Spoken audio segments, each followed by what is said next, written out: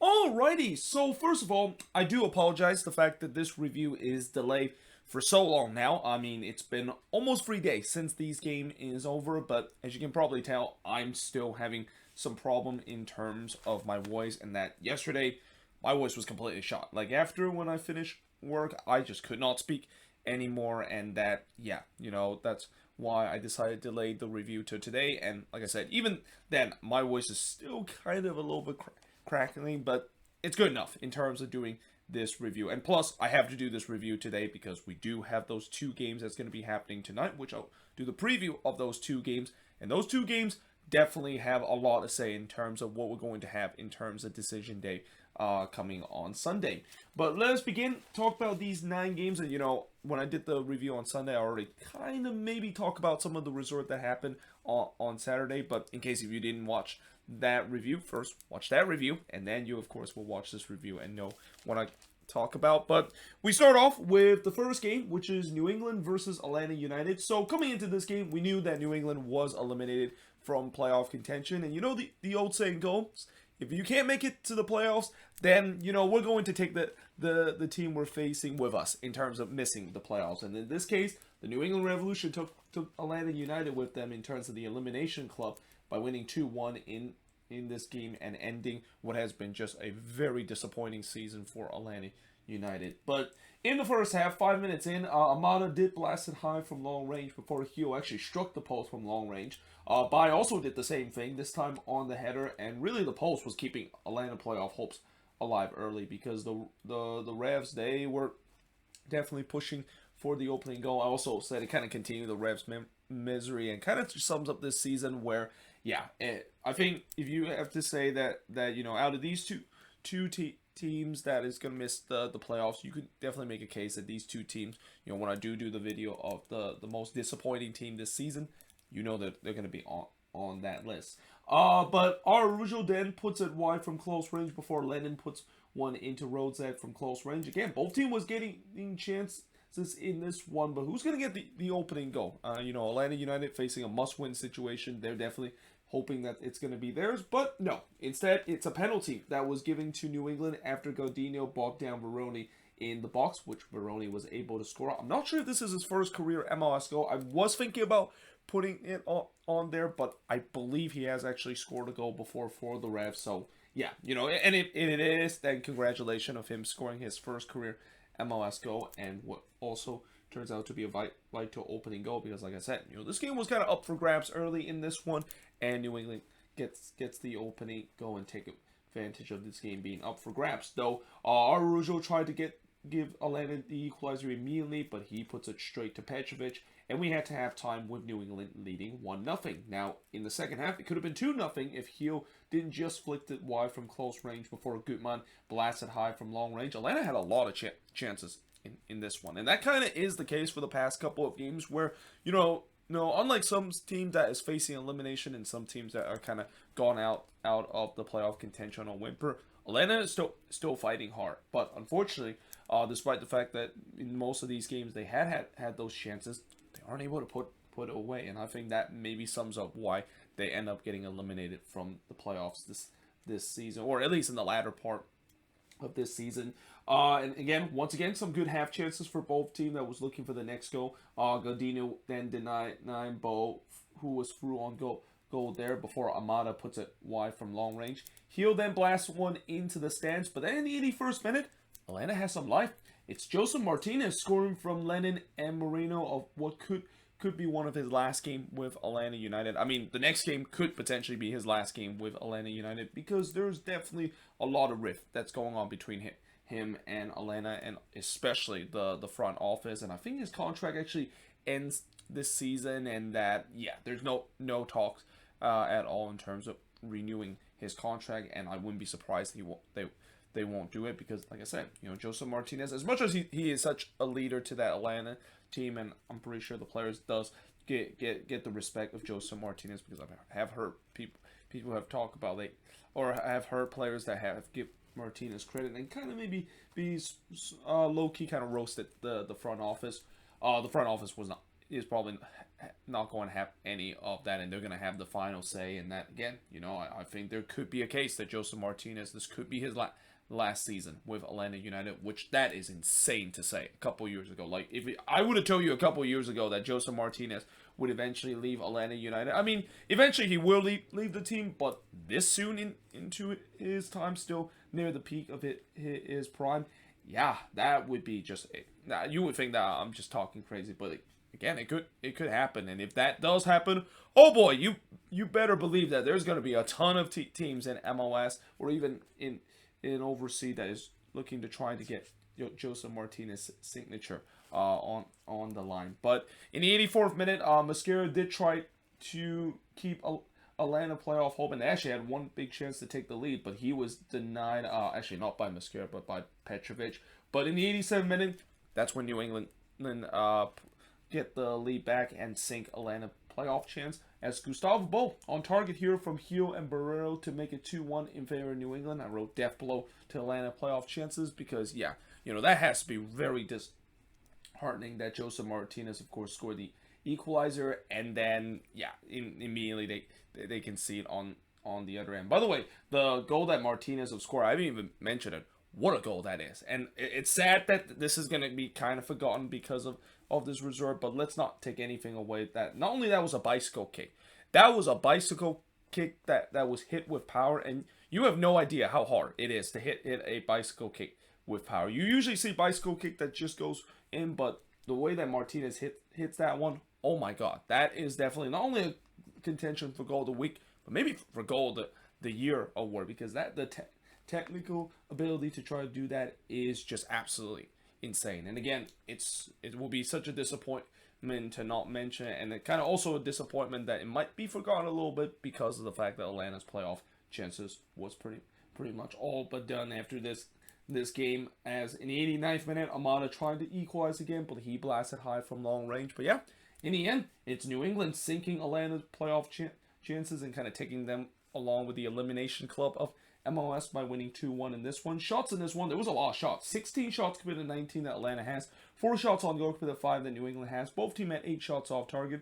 3 shots that was blocked for the 7 that Atlanta has, and possession-wise, 62% possession compared to 32% possession that New England has in this game. But either way, with both of these teams being eliminated and both of them having a very disappointing and underachieving season, I'm actually kind of excited to make the moving forward series about them, because there's going to be a lot of things I'll talk about what has gone wrong for these two teams that was supposed to be one, a contender in the Eastern Conference, and two teams that if you would have said that both New England and Atlanta would have been out of the playoffs and not make it this season, yeah, you would think I'm also crazy, because New England is the defending Supporters Shield champ. And yes, I know losing Buxall was hard, but even then, I didn't think it was going to be that bad. And the same case for Atlanta United. What Gonzalo Pineda did in the previous season, I thought they had that progress and looked like they were going back to the old Atlanta that we know. But instead, it's the old same: 1 step forward, 2 step back for Atlanta United this season. But that being said, moving on in the next match, we got Colorado versus FC Dallas, and give credit to the Colorado Rapids in this game. Not only the fact that there was actually a lot of fans that was attending this one. I think this is like Fan Appreciation Day in Colorado, but also the fact that they, even though they're eliminated from playoff contention, even though they don't have anything to fight for, they definitely play hard in this game against FC Dallas. And I think this is probably one of the worst games that FC Dallas have played this season, and that they hope that they're not going to repeat this kind of performance when they do get into the playoffs. Because early on, Barrios was wide open from 12 yards out, but he could not hits it all. Well, actually, he did hit it on target, but he hits it right to pass. The Rapids, don't let the scoreline fool you. The fact that they should have won more than 1-0 in this one. If they were a little bit more clinical in front of goal, this could have been easily 2 or 3-0 in favor of the Colorado Rapids. Rubio then hit a one-hopper right to pass. It was a promising start for the Rapids, who was looking for the opener. The first chance did came for Dallas, as Yarbrough denied O'Brien, but gets a second crack of it, which was blocked off the line by Rosenberry. I mean, that was almost against the run of play. Like, the fact that O'Brien went through on goal and Yarbrough able to come off his lines to get it, but he didn't really does a good job to palm that one away. yeah, that would have been in the back of the net if Rosenberg wasn't there to block it off the line. Then Elman Kerr would blast it way wide from long range, and Dallas, they started to get some life in this game. Like after the first 22 minutes, where the Rapids were by far the better team in this one, it looked like Dallas have shown some life, but it turns out that was kind of foolish thinking, because Zardes would then had another chance to give the Rapids the lead, but he hits one into the side netting from close range, and we head to halftime with the Rapids and Dallas tie at 0-0. Now in the second half, Fiera came close to give Dallas the lead, and probably the closest they came all game, as he hits a curler that just struck the top part of the post. Pass then denied Nicholson from close range before he denied Rubio again in the front post. And again, Colorado, they were knocking on the door. Like they were really threatening that Dallas goal. And, Martin Pass again having an incredible game in this one, keeping his team in this game as long as possible. But, really for the Rapids, the question is, can they finally get their finishing together? And the answer is yes, because in the 66th minute, they finally got their well-deserved opener.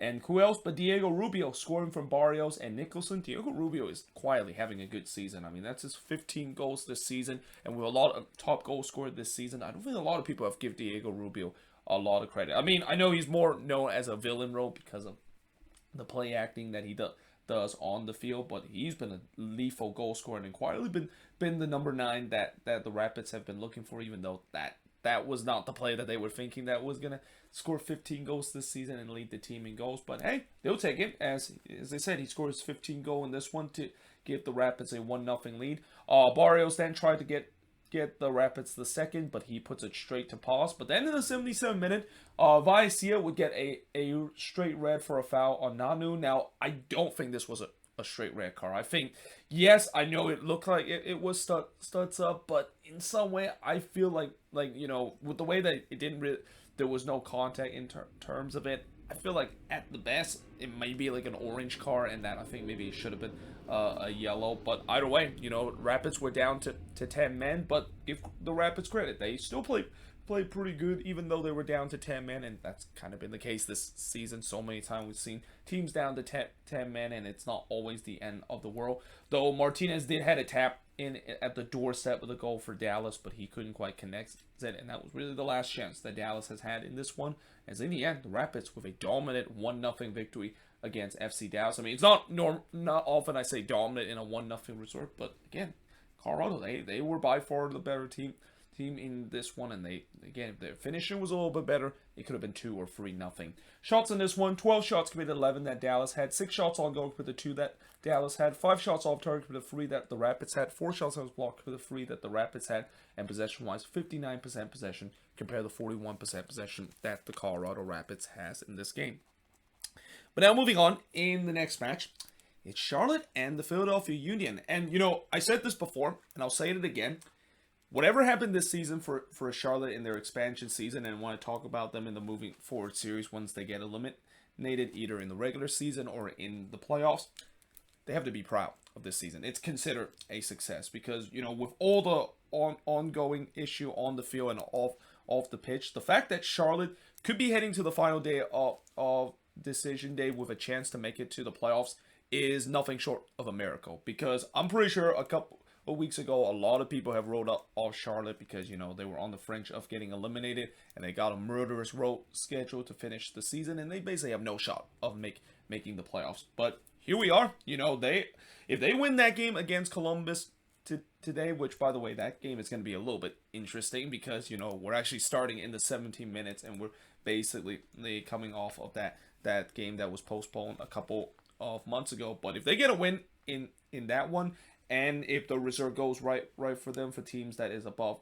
the standing, I mean, I know for sure that there's going to be at least a couple of teams that could drop points because, Columbus is one of those teams that Charlotte is fighting, and then Orlando and Miami is the other 2 teams, and they're playing against each other. So somebody's going to have to drop points in terms of those teams. Charlotte could be coming into decision day with them just being 1 point behind the playoffs. And if that was kind of the case a couple of weeks ago, when you mentioned Charlotte, that they could be 1 point below the red line heading into decision day and even had a chance to make it to the playoffs, a lot of people would think you're crazy. But that's where we are in right now. And in this game, they definitely put a statement win, and probably this is the best victory that they have had all season long, putting the fourth spot on the best team in, well, one of the best team in the league and the best team in the Eastern Conference, that is the Philadelphia Union. And it turns out they also made some history in this game, and specifically with the Mexican striker Daniel Rios, definitely make some history in this game for Charlotte FC. But first of all, another throwback day in Charlotte, as it seems like the football lines are currently overlapping the soccer dimension, and apparently from what I heard, the reason why they decided to do that is the same reason that they decided to put football lines last game, because they were worried that Hurricane Ian is going to hit the stadium, and that they don't want to like just had to like put the football lines on wet turf stuff like that. So yeah, that's why they decided to put it there. But I will say this, as much as the football lines was clearly overlapping the soccer dimension, I thought they did a good job in terms of with the soccer lines. I mean, they did paint it yellow with that, and I think that does give a little bit better visual on the broadcast it is. I mean, if you're attending the game, I'm not sure if that's the same, but when I look at it on TV, I don't think that was as bad as some people have said. But like I said, I know some MLS purists and some MLS 3.0 fans will be scorned when they saw that, because we're supposed to be past the era where we have to deal with an MLS game that is playing on an American football line, or a football line overlapping a soccer line or a soccer dimension. But that being said, in the 7th minute, Josvia did hit just high on the header before Jose Martinez did blast it high from long range. As I thought Charlotte were kind of the better team in this one. They kind of controlled this game, but they kind of look lackluster when they get to the final third. They must wrote that, because they would actually score just a couple of minutes after I wrote that, as in the 24th minute, Daniel Rios would score from Josviak and Świdecki to make it 1-0 in favor of Charlotte. So that's kind of a rarity, both Polish players combining on the assist chart. But one thing that is not rare is Daniel Rios scoring, and get used to hearing his name in the goal scoring chart in this game. But in the 33rd minute, Carranza did hit one straight to Cesiaga. Pablo Cesiaga did get his first start in this game, because I heard that Kalina was injured during warm-up, and I thought he had a good game in this one. I mean, it is always tough for a goalkeeper to have not played a single game, and then you're basically thrust right into action, especially in a short amount of time. But I thought Pablo Cesiaga had a good game, and it's one of the reasons why Charlotte decided to pick him up during last offseason when they were constructing the team.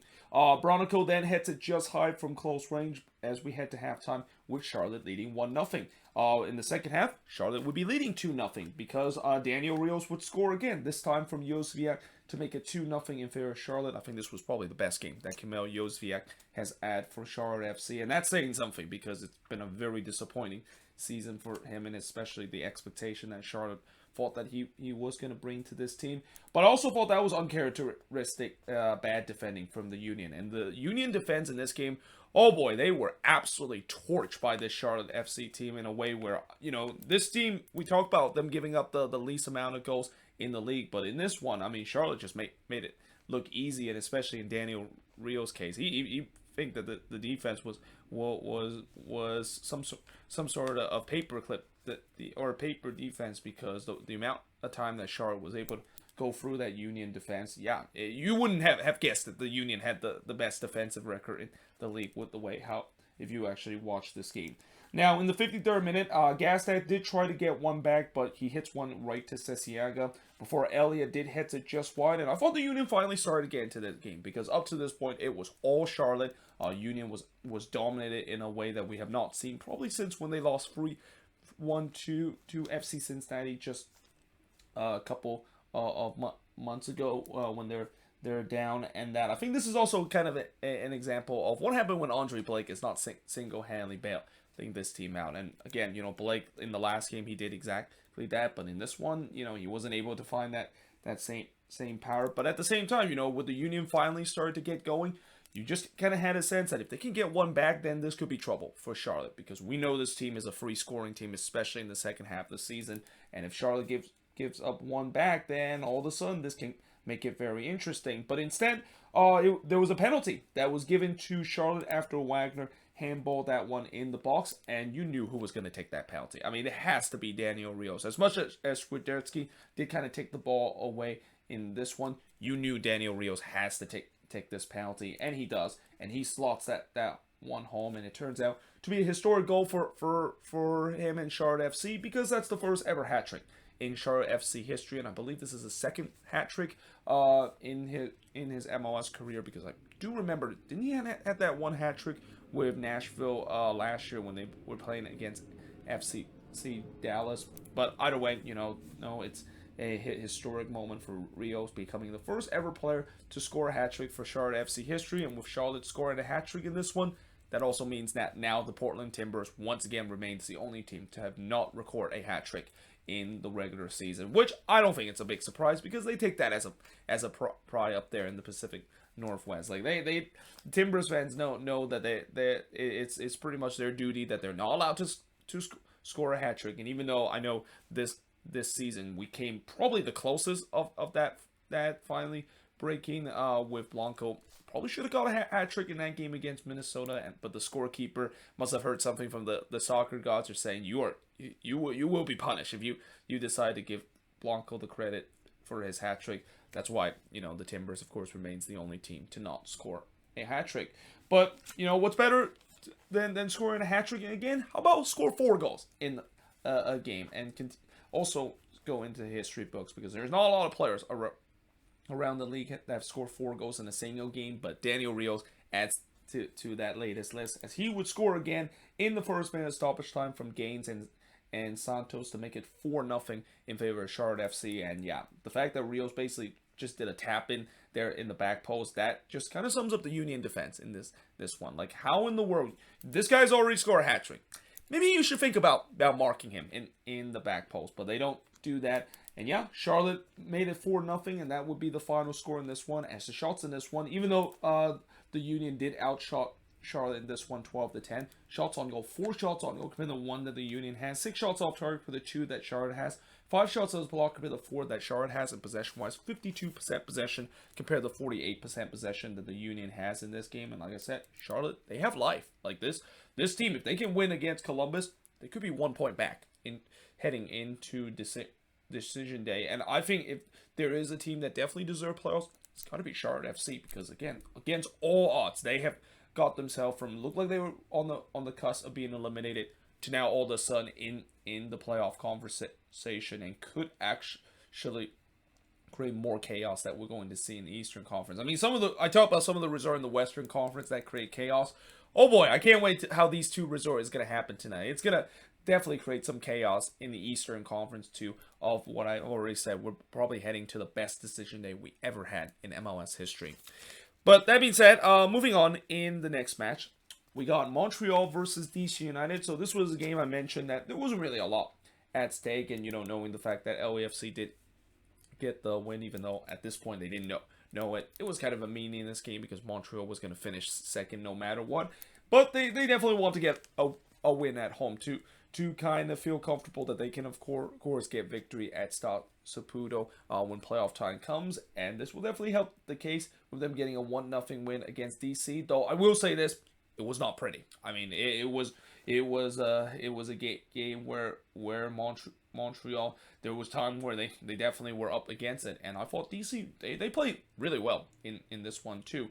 Though that being said, I will say this, even though I didn't watch this game and I watched the condensed highlights, I feel like I was watching a Twitch stream, because there was just no audio whatsoever that was or no game audio that was put on the DC TV feed, and also it just sounded like there was a couple of amateur commentator that was calling this game. It was just very weird to see that, but eventually they did kind of fix the audio a bit in around the 20th minute mark. But before that, in the 4th minute, Paulson did hit it just wide from close range before Lapinainen actually went round the keeper, but he lost his angle and hits the side netting. And as I mentioned, the audio did finally get back in the 20th minute, which it basically sounded 100 times better with the audio compared to just no audio whatsoever. Benteke then hits it just high from close range. I thought Benteke had a decent game in this one, but as it is the case throughout this season, except for him finally breaking that goal scoring curse that he had in the last game, he just had a tough time in terms of finishing in this one.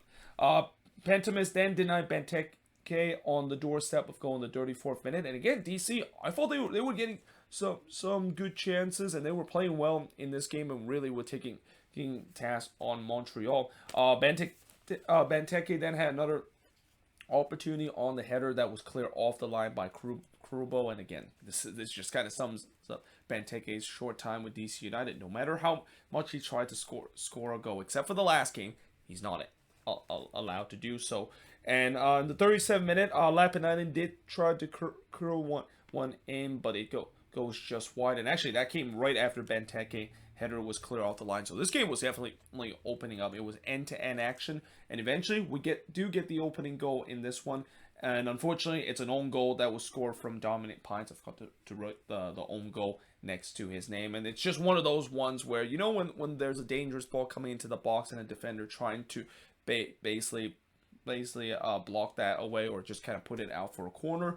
And this time, he basically just put it into his own net. Yeah, very unfortunate for Donovan Pines there. And it turns out this was just the beginning of what would be a nightmare game for Donovan Pines. But the audio of the game all of a sudden started to cut out again as we head into halftime, and it seems like we're getting to Twitch stream vibe with just amateur commentator and no audio whatsoever. And doing that point, Torres did just flash one wide in the second minute of stoppage time, but we do head to halftime with Montreal leading 1-0. I wonder, you know, the audio guy decided to check out for this season, or they're probably just putting an interim, and I wouldn't blame him because, you know, DC season has been long done, so I guess maybe there might be some firing that has gone on, though I didn't think the audio guy would be one of the players that, or one of the member of the DC staff that would get the axe, because it's not the audio guy. The fact that they would eventually win the wooden spoon in this one. But in the 47th minute, Rodriguez did curls it just wide from close range, and again, it was another promising start for DC, but, you know, can they improve on their finishing? If they can improve their finishing, they would have got at least a goal in this one. Though Kone did hit it wide from close ranges. I thought Montreal started to create some more chances and were looking for a second goal. They know that DC has been dangerous in this game, so they need that second goal if they can put this game away.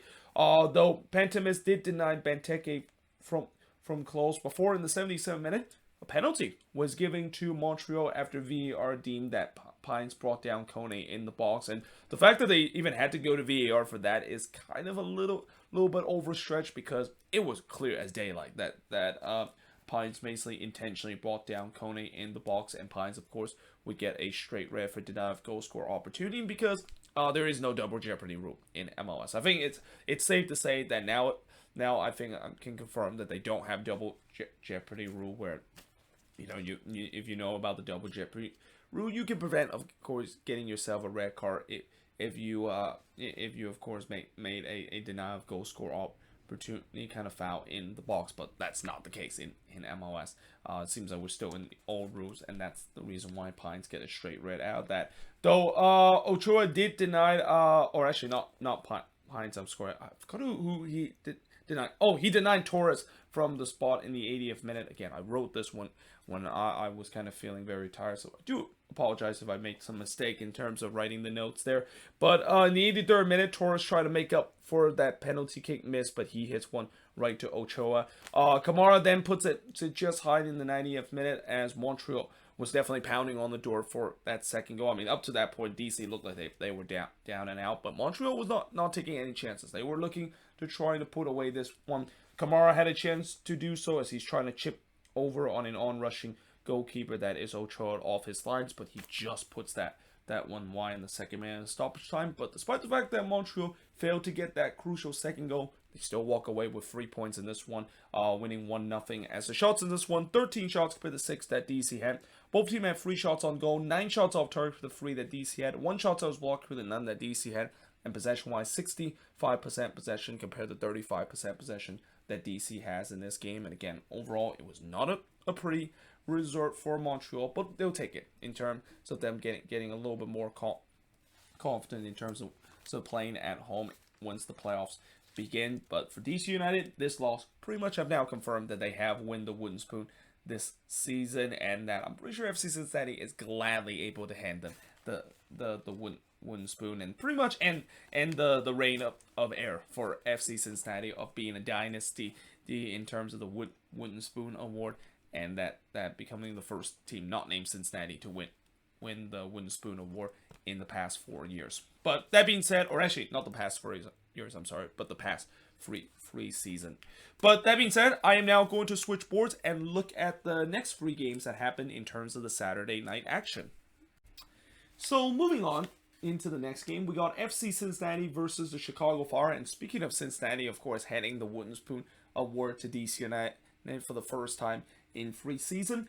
They are so proud of that they decided to kind of do a wooden spoon kind of performance in this game, and once again go back to the time when they decided to once again give their fans heartbreak by losing this one 3-2 against the Chicago Fire. And now all of a sudden, remember a couple of weeks ago it looked like Cincinnati was all but locked into the playoffs. Now all of a sudden they look like they could be a team that could be facing some uncertainty heading into decision day in terms of their playoff hope. Though I will say that at least they still control their destiny. But yeah, this is definitely not a resort that they wanted, and that again it just shows you as we get now into heading into the last game of the season, things can change in an instant. You could be a team that could look like you're locked into the playoffs 1 week, and then the very next week in the next game, now all of a sudden you are really facing it against it, and you could potentially be eliminated if you don't win that final game of the season, and that's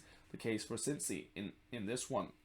Now early on, Duran did put a weak header to Saotano before Richie did deny Vasquez and Acosta there, though again Acosta did have that or actually no, he didn't deny Acosta, I'm sorry. Acosta did have the second crack of it, but he missed that one high. Spencer Richie gets a chance to play against his former team, and although it wasn't a spectacular performance that he didn't have like a David Ochoa kind of revenge kind of performance against his former team. He did just enough in terms of getting the win, because of the fact that another thing that I want to mention Cincinnati did in this game is that they decided to go back to their wooden spoon kind of defense in this game against the Chicago Fire. But we do have to have time with this game scoreless, and most of the action did happen in the second half, and this is also when this game really become MLS After Dark kind of vibe in the second half, because it all started with Sayatano denying Duran from point blank in the 47th minute before Gutierrez heads it just wide in the 48th minute. Remember those two names because they would be crucial in terms of Fire getting themselves the goals in this one. But as I said, the Fire, I thought they started the second half the better side and they were looking for the opener, but right as I wrote that, Hagelin almost had a chance to get the opener for Cincinnati, but he hits it just wide from close range. Brenner then had a chance in the 54th minute, but he fires it just high from long range. But then in the 56th minute, Fire would get the lead. It's John Durant scoring from Gutierrez to make it 1-0 in favor of the Chicago Fire, and Gutierrez was so happy to be on the assist chart, but also want to be on the goal scoring department, that he would do the same in just 3 minutes, as he would score here from Mueller and Shihos to make it 2-0 in favor of the Chicago Fire. And Iron Mirror wrote, it looked like Cincinnati went back to wooden spoon form with zero defending being found in the second half. Like, the amount of time that they were letting the Fire go through them so easily is just kind of bad in if you're in a Cincinnati perspective. Though they did have a chance to get one back when Acosta tried to chip it over Richie, but he puts it a little bit high and actually into the roof of the net. But then in the 75th minute, it's John Duran again scoring here from Gutierrez to make it 3-0 in favor of the Chicago Fire. I mean, I think if there is a case where the Man of the Match award should be shared, this could be the case to do so, because I think both John Duran and Gutierrez was definitely crucial in terms of the Fire chances on the attack. And while it was a great goal there from John Duran, I thought this was one that Saotano, he definitely want to have this one back, because how many times I talk about when you're the goalkeeper and you come off the lines, you don't get there first, you're basically going to concede. And that's exactly what happened in this case, where Saotano came off his lines, didn't get there there first, and Durant was able to just put it over him and basically puts it into the back of net. So yeah, this game was 3-0, and you're thinking, okay, it's over. Looks like Chicago has got an upset wins, and that Cincinnati look like they're once again gonna break their fan hearts, and that, or well, not break their fans' heart, but more like once again kind of frustrates their fans in a way. They have to wait another week for them to clinch the playoffs and have to do it the hard way, right? Well, not so fast, because remember, this is the Chicago Fire, and they have the tendency of basically imploded, and it looked like it was happening again, because in the 78th minute, Acosta would score from Matarrita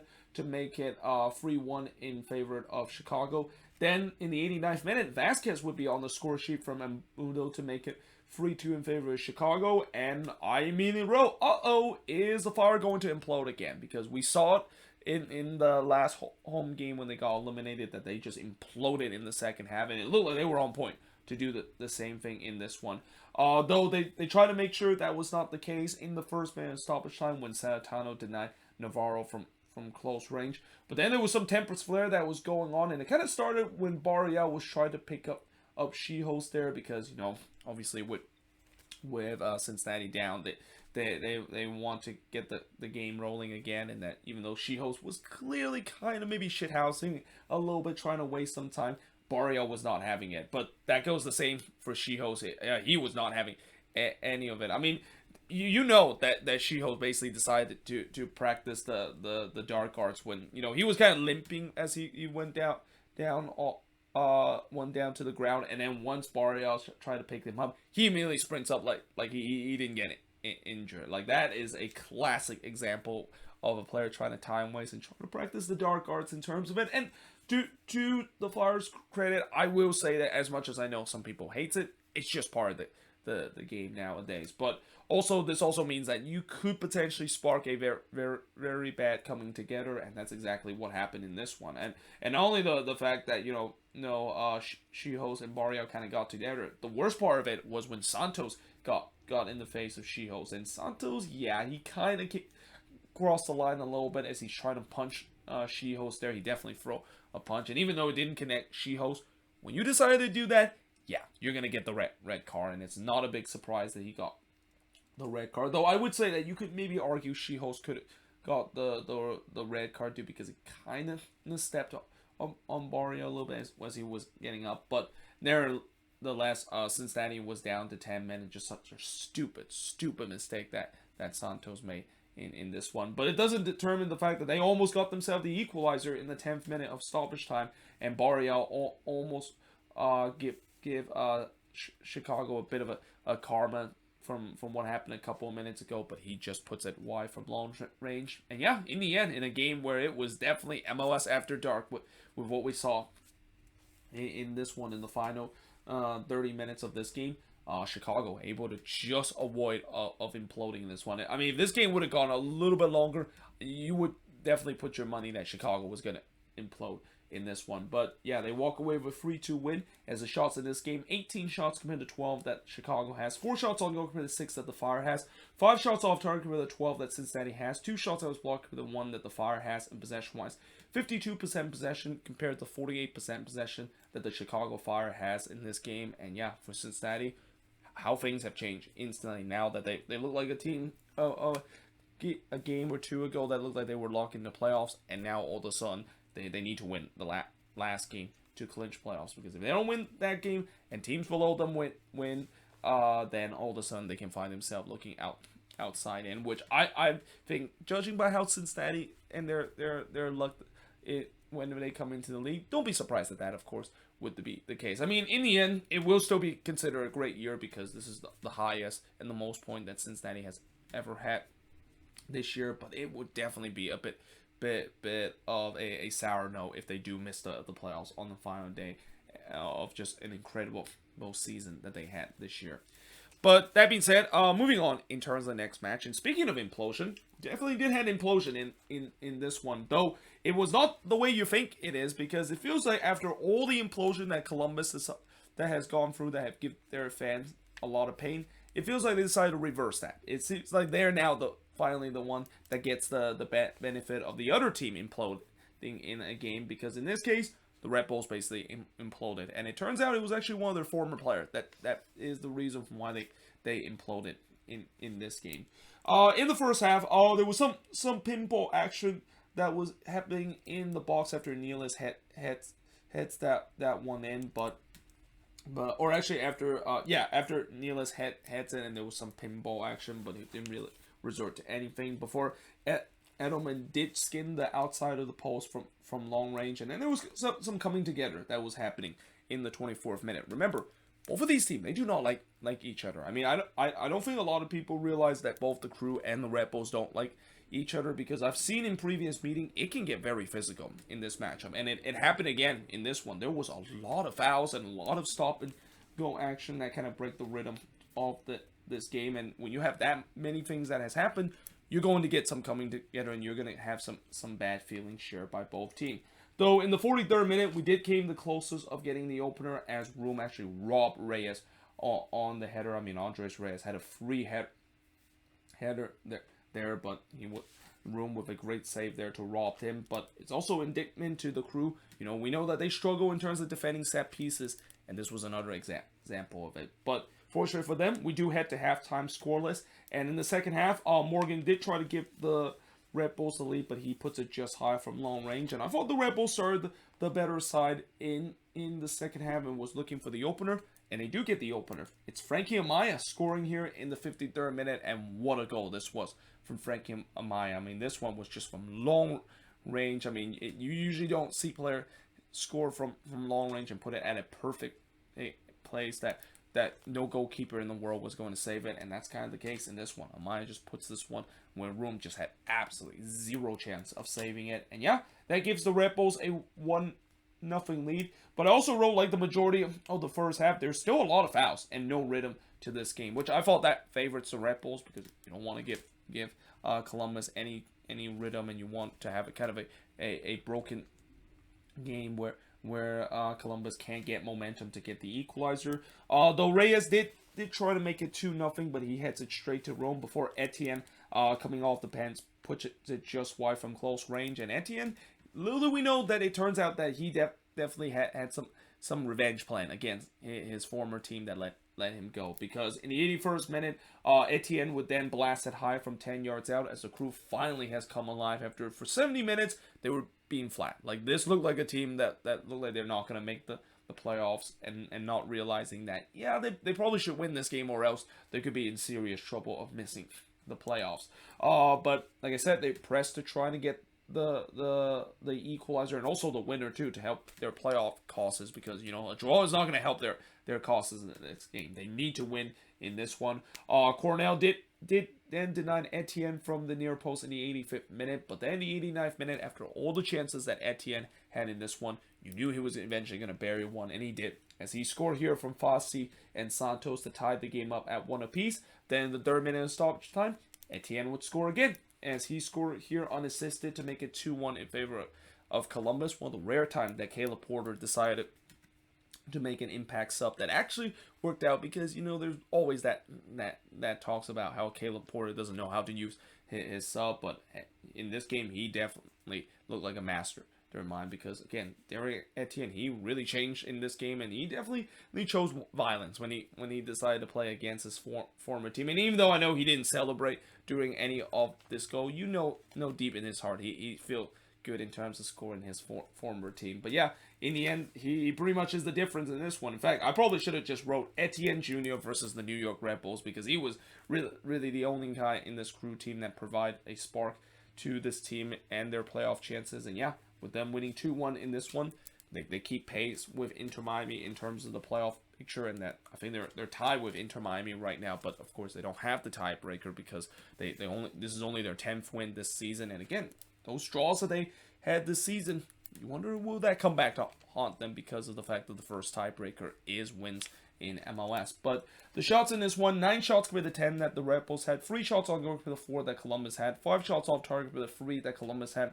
Both teams had 2 shots that was blocked, and possession-wise, 69% possession compared to 31% possession that the Red Bulls has in this game. And for the Red Bulls' sake, let's just hope this is not the beginning of what could happen in the playoffs, because I'm pretty sure Red Bulls fan, if you tell them in terms of the pay meter how painful this result would be, they will say maybe be like a 2 because they know it's coming. They know they're gonna do that That's So Metro moment in the playoffs. But for their sake, let's just hope this is not a foreshadow of what's gonna happen when they do play in the playoffs.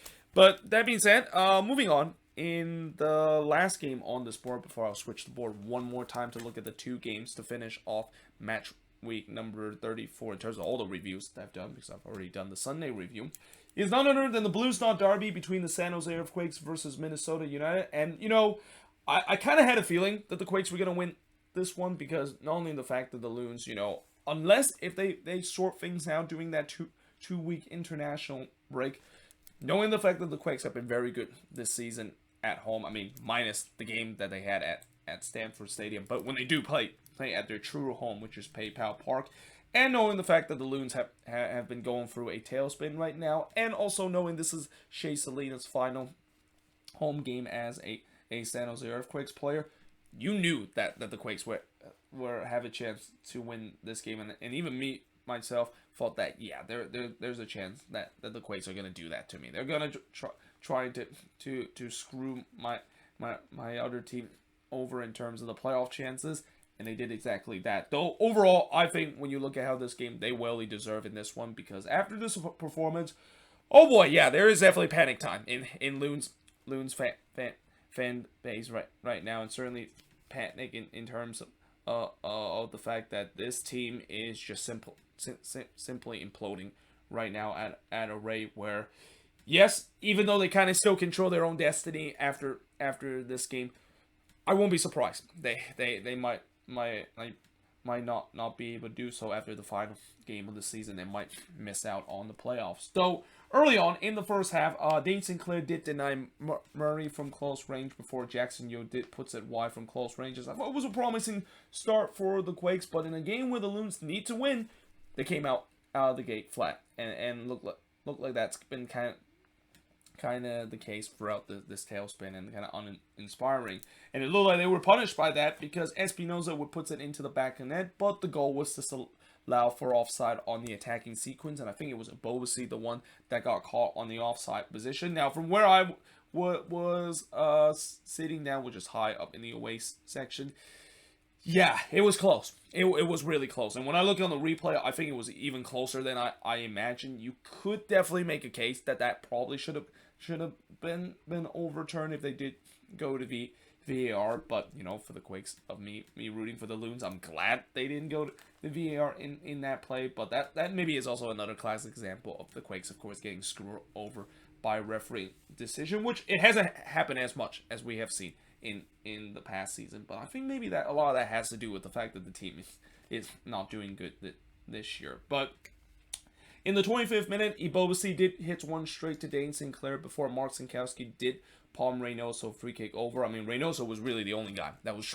trying in this game, and maybe Dane Sinclair too, which kind of also sums up the tailspin that this team has had. Like, it's just Reynoso and Dane Sinclair, and everybody else just kind of not pulling the weight. And as much as I know Reynoso is the key to this team, he needs help. Like, he can't always just do it all on his own.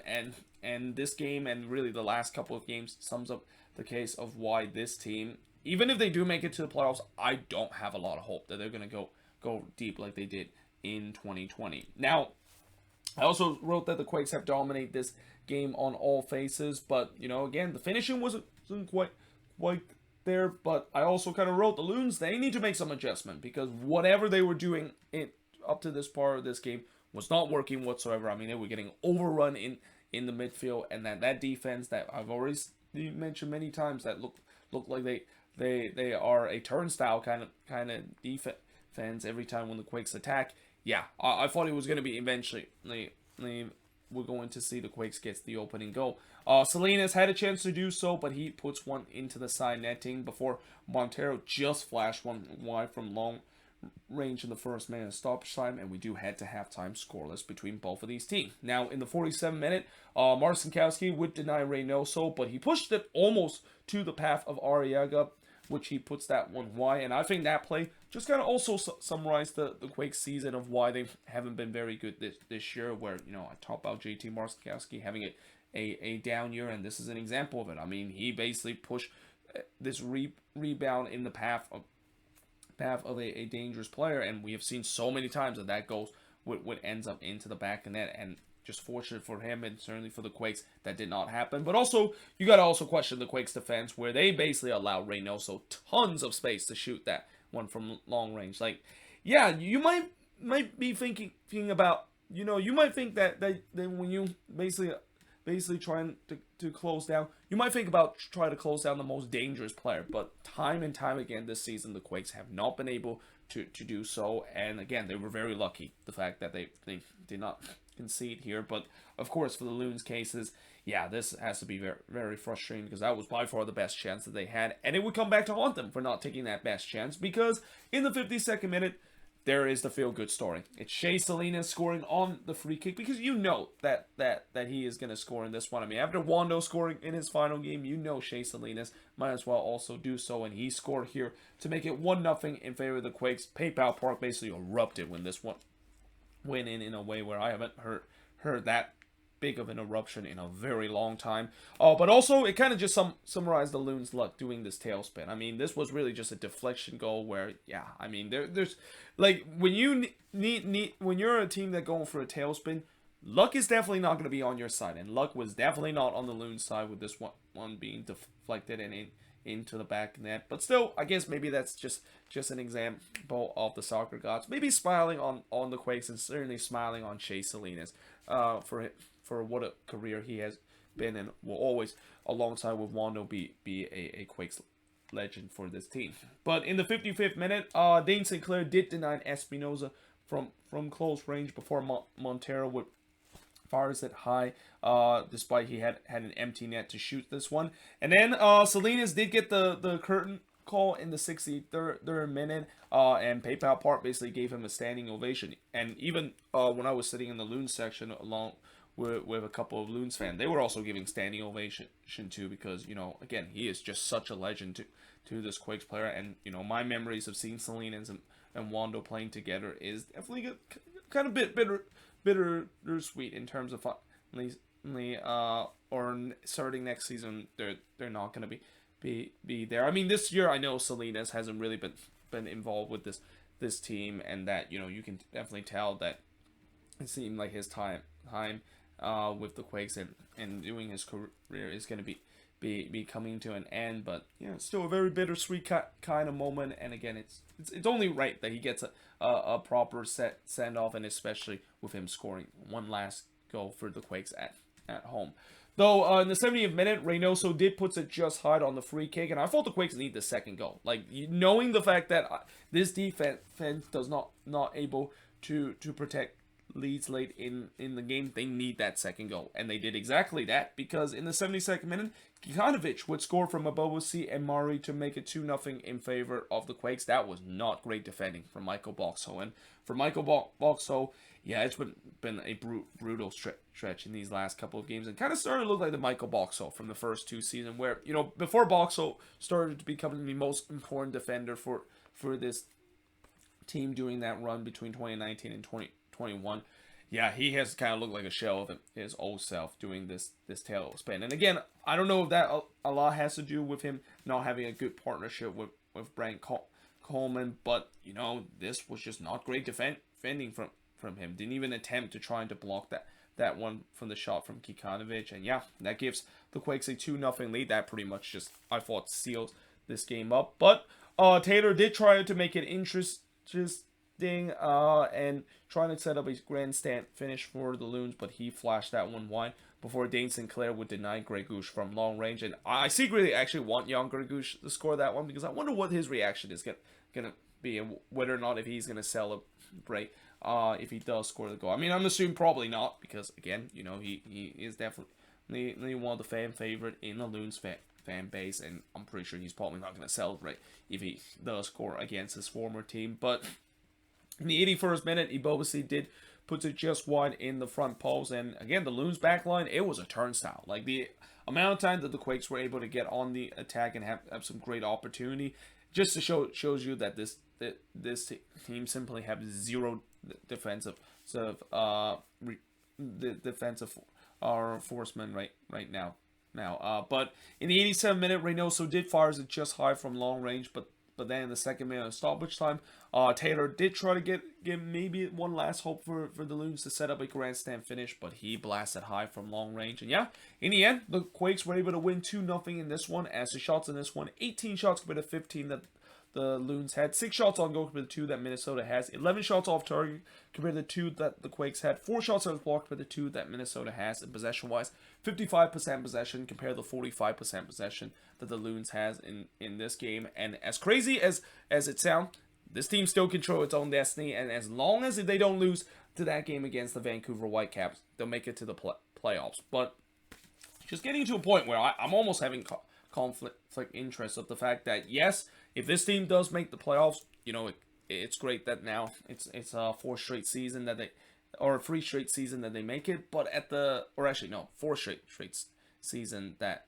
they make it. But at the same time, it's like, well, it's just going to be the same as last year. They're just going to get eliminated in the first round. And then the other thing I would say is that, you know, I feel like maybe it's the best that they missed the playoffs, because then it would be a huge wake-up call to this front office and maybe put enough heat where Adrian Heath could potentially face the axe, because there is no way in the world this team, when you look at how they've been playing, and also the fact that 1 injuries at the back should not cripple this team. I mean, I know DeBossi was important for this team, but that should not be a depth spot route to this team, to a point where everybody on this team is just not contributing. I mean, you can say everything about the defense, but you got to also question the attack too. Like, again, I said before, Reynoso is the only guy that is contributing on this attack, and you just simply cannot win in this league if you have only one guy that always contribute in the goal scoring department and is doing everything on the attack. And I'm just hoping that eventually that's going to change, because, like I said, that game against Vancouver, you know, it's not really a must-win, because, again, a draw would get them to the playoffs, but if they lose that game, then yeah, they would be eliminated from playoff contention. But that being said, I am now going to look at the last two games of the Saturday action, and these last 2 games is one of the reasons why the Loons are in a must win, or actually in a reserve of why they're not, they can't lose. But at the same time, if they do get a win, they still have a shot in terms of making a chance to host a playoff game at Allianz Field. So the reason why I said the Loons are in kind of a must-win game against Vancouver, but at the same time, they need to not lose against the Whitecaps on the final day of the season, is because the Whitecaps are now truly alive in the playoff hunt. In a game where it's another must-win for the Whitecaps to basically get their hopes in terms of making the playoffs up for grabs on decision day. They did exactly that by winning 2-0 against Austin FC. And they got off to a great start in this one, as Ryan Gaul would score from Vite to make it 1-0 in favor of the Whitecaps. Again, a dream start for the Whitecaps in a must-win game. And it's also a play that, you know, we've seen this before this season, where, you know, I feel like the Whitecaps have done much better job this latter part of the season on the attack, and especially on the final third. And Gaul is definitely one of those guys that has been an instrument in that, both goal scoring and also assisting. Here he, of course, scored it to make it 1-0 for the Whitecaps. Though on the other end, Fagundes did try to give an instant response for Austin FC, but he puts it right to Hassel. And then Gaul tried to get his second goal, but he hits this one into the side netting before Hassel would deny Urruti from close range. And defense, of course, was non-existent in the first 20 minutes of this one. Well, actually, it's a combination of not showing up in the first 20 minutes, and also the fact that this game was just wide open. And I think it shouldn't be a big surprise that that is the case, because this is exactly how both teams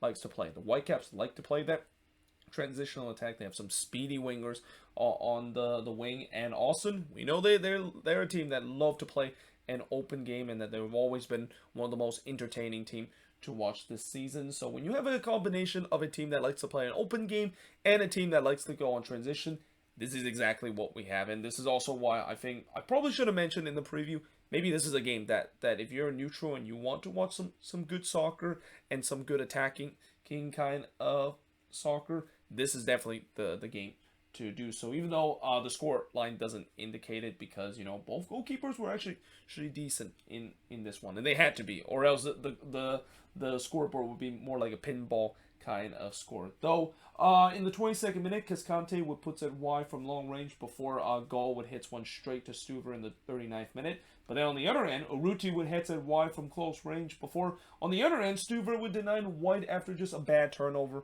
from Austin. Not the first time we've seen Los Verdes this season being sloppy in their own end. And again, it's been a very open game, and it shouldn't be surprised how both teams, of course, like how this game is, because both teams likes to play, like what I said earlier. Driussi then had a shot that was crucially blocked by Nowinski. I mean, if Nowinski didn't block that one, Driussi would have scored that one, and the game would have tied up at 1 apiece. But despite the fact that there was a lot of chance in the first half, it's only goal opener in the 6th minute that was the difference heading into the second half.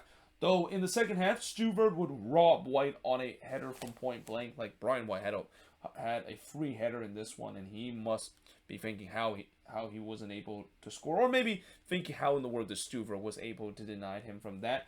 Though the same can say about Driussi, because in the 61st minute, with the talent that Driussi has, and a guy that, this may be the reason why he maybe not win the MVP this year, and might be Mukhtar the one to do so, is that if you're an MVP, you have to put this one in. Like, this was a sitter from 6 yards out, and I know Driussi has time and time again has really either bailed this Austin team out, or the fact that he's been an instrumental attacker for this Austin team.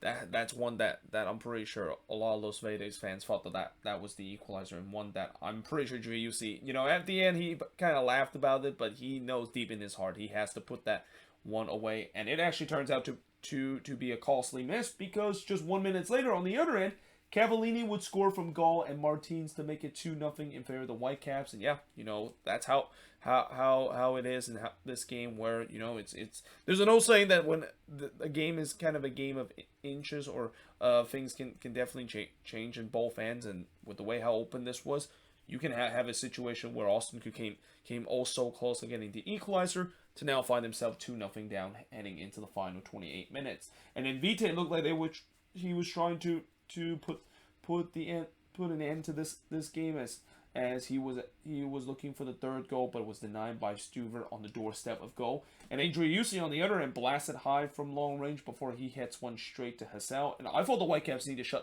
shut things down, because as much as I know they like to play on the transition, they were keeping this game open. And this is exactly what Austin wants to do. They want to keep the game open, because they at least give them a chance in terms of scoring late goals. And knowing the fact that Austin has been a team that has the resilience to score late goals, I thought the Whitecaps need to be tight on defense. And to their credit, it seemed like they kind of read that message, because after that, I didn't really write any notes, because the game kind of did start to finally calm down after just 83 minutes of non-stop kind of action on both ends. And yeah, in the end, the Whitecaps were able to win 2-0 in this one. As the shots in this one, and I couldn't believe when I read the stats. I thought we were going to get at least both teams having 20 shots, but it turns out there was only 8 shots compared to 13 that Austin had. 6 shots on goal compared to 5 that Austin had. 6 shots off target compared to 1 that Vancouver has. 2 shots that was blocked compared to 1 that Vancouver has. And possession-wise, 69% possession compared to 31% possession that the Whitecaps has in this game. But,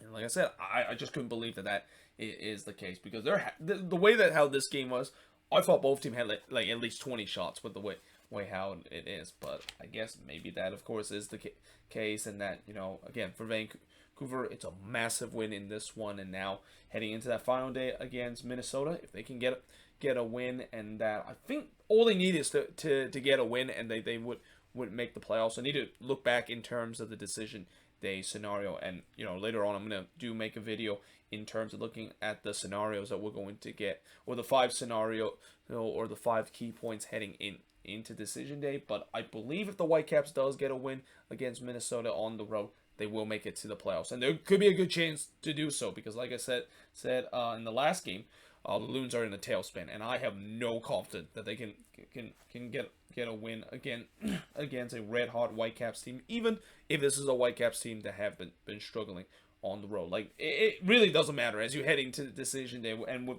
the way that they've been playing so well in these last couple of weeks. and combination with the way that Minnesota has been just so poor and are just right now going through a tailspin when you just cannot afford to do so. Yeah, the Whitecaps has a shot in terms of making the playoffs. And again, they're kind of like Charlotte FC of the Western Conference, where you thought this team was dead and buried, and now all of a sudden they have a shot heading into decision day. But now moving on into the last game of the Saturday action. And like I said before, or not the Whitecaps, but for Minnesota, the reason why they still have a chance in terms of home field advantage is a combination of Nashville, of course, losing to Houston, but also the Galaxy dropping points in this one. And I also mentioned this was probably the best case scenarios for the Loons in case if they do win or if they do lose, where, a 1-1 draw between two teams that with one of them being in front of them and then the other right behind them was kind of the best case scenario, and that exactly is how this one turned out. But in terms of how the result is for both of these teams, yeah, both of these teams would not like this result, because this was a game where, I mean, you could say maybe the Galaxy should have won this one, because I thought for most part of this one they were the better team. But man, in the latter part of this game, both teams had golden opportunity to get all 3 points in this one, and they weren't able to do so. Though early on, McMath did deny Rajo from close range, but Bergman did had a second crack of it from long range, but he hits it right to McMath. I thought the Galaxy started off the better side, and they kind of controlled the game, and they were rewarded with that dominance by getting themselves a penalty after Puig was brought down by Caldwell there in the 15th minute. But we know that the Galaxy, they have problems in terms of scoring from the penalty kick spot. Like, they miss a lot of penalty kick this season, and maybe is or actually not maybe, but probably is one of the reason why they're in this playoff hunt, and that they are of course going well. Actually, they're not in the playoff hunt anymore, because I think they already clinched the playoffs with this reserve. But they could have been a lot higher if they didn't miss all those penalties. And there's another example of it, as Puig basically steps up to take the penalty. I mean, there was a question, is it going to be Chicharito? Is it going to be Puig? Most likely it's going to be Puig, because Chicharito has really struggled this season from the penalty kick spot. But unfortunately, Puig missed this one, and he didn't really kind of hit that one well there. I mean, I know on the Galaxy TV, I think Kobe Jones kind of give credit to McMath in terms of guessing the right way, which, he did guess the right way to get to it, but it was not a great penalty for Ricky Puig. And that, the Galaxy penalty kick woes would continue, and little do we know that penalty kick miss would come back to haunt them, because in the 25th minute, RSL takes the lead. It's Cordova scoring from Herrera and Brody to give RSL a 1-0 lead, and really it was completely against the run of play, because that was really the first chance that RSL had, and they put that one into the back of net, and it has to be very demoralizing if you're a Galaxy fans when that, of course, happened. Though, that being said, they did try to get the equalizer, but McMath was able to deny Costa on the free kick, and knowing Douglas Costa, Douglas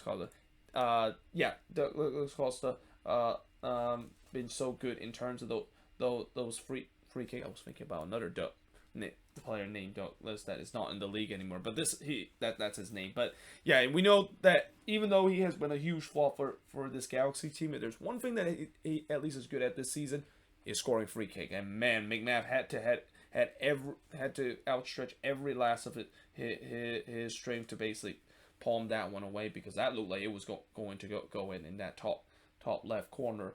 But then in the first minute of stoppage time, Bond had to make a big save to deny Brody after just a WTF turnover from Koulibaly. Again, we know this Galaxy defense has been lackluster this season, and it's been the case for the past couple of years, and they almost got punished because of just giving the ball away in their own half like that. And yeah, in a first half that was very frustrating if you're a Galaxy fan, because of their dominate. I think they're probably happy the fact that it's only 1-0 when it could have been 2-0 because of that chance that RSL just had, and that bad turnover that just happened a couple of minutes ago. But we do head to halftime with RSL leading 1-0, and the second half, Grancio did put it just high from long range, but then a penalty was given again to the Galaxy, and this time VAR deemed that Silva brought down Chicharito in the box, and I think that was the right call, because you definitely saw that Silva brought down Chicharito in the box there. But the big question now is, who's going to take the penalty? Because Puig already have shown that maybe he might not be the guy that scores the penalty. So they decided to go with Douglas Costa as the guy to take the penalty. And Costa, make no mistake this time, he buries this one to tie the game up at 1 apiece. And it could have been 2-1 in the 75th minute if it wasn't for the post denying Riqui Puig of what maybe could be the goal of the week contention. Well, I wouldn't say that because, you know, I think Joseph Martinez easily win the goal of the week with that ridiculous bicycle kick goal. But this one would have been a good mention because, yeah, he absolutely rifles that one that just struck the top part of the post. But there was no doubt the momentum was with the Galaxy, and they were definitely one that was chasing for the winner. And if you're RSL, yeah, you're just hoping that you don't implode in this one. Though in the 86th minute, Caceres would miss wide from close range, but then in the second minute stoppage time, Bond would absolutely rob Glad on a point-blank shot, and actually a point-blank header that Justin Glad has had. And that, yeah, I think every RSL fans thought that was going to go in and they were going to get a late winner. But then at the same time, Galaxy fans thought they were going to get a late winner too in the 7-minute stoppage time when Cabral actually had a one-on-one opportunity. But, you know, this is Kevin Cabral. You know that he is not only probably the most cursed number 9 in the league right now, but this guy Compton is just absolutely shot. And it's getting to a point where, you know, I know that there might be some that might still say that eventually he live up to his potential, but I'm pretty sure most people would agree that his Compton is just shattered right now. Like this is just an example of the play that Cabral had on a one-on-one. It's just an example of a player that just had zero Compton right now because he just couldn't even get his first touch correctly. Like a basic play where if you're a player and you need to of course get your first touch to just bring a first touch and you couldn't even do that. That just shows you an example of a player that just has zero Compton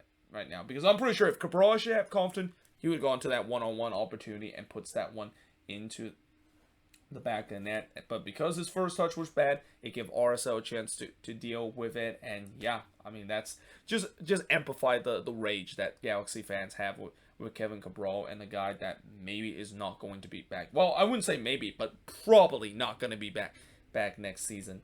But the shots in this one, 16 shots compared to 11 that RSL had. Oh, also, by the way, the game ended 1-1. 8 shots on goal for the 5 that RSL has. 4 shots off target for the 5 that RSL had. 4 shots that was blocked for the 1 that RSL had. And possession-wise, 63% possession compared to 37% possession that RSL has in this game. But like I said, what a frustrating game this has to be for both of these teams. Had a chance to get the winner late in this one, and in a game that, you know, I think maybe it might be more frustrated in the case of the Galaxy because they were the better team in this one. Because for RSL, as much as they frustrated, they couldn't get 3 points to help their cause heading into decision day and control their own destiny because Minnesota lost tonight. They still have a good chance that they could still make it to the playoffs because they get a home game against the Portland Timbers, and that game is pretty much like a must-win game for both teams, and pretty much on almost an early playoff kind of game with both teams needed to win if they want to make it to the playoffs.